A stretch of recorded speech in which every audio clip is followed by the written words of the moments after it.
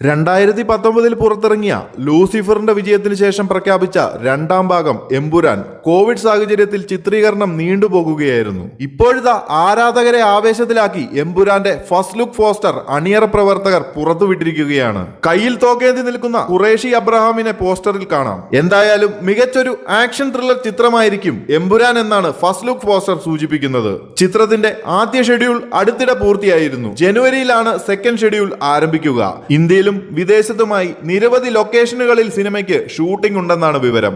ആശീർവാദ് സിനിമാസും ലൈക്ക പ്രൊഡക്ഷൻസും സംയുക്തമായിട്ടാണ് എമ്പുരാൻ നിർമ്മിക്കുക.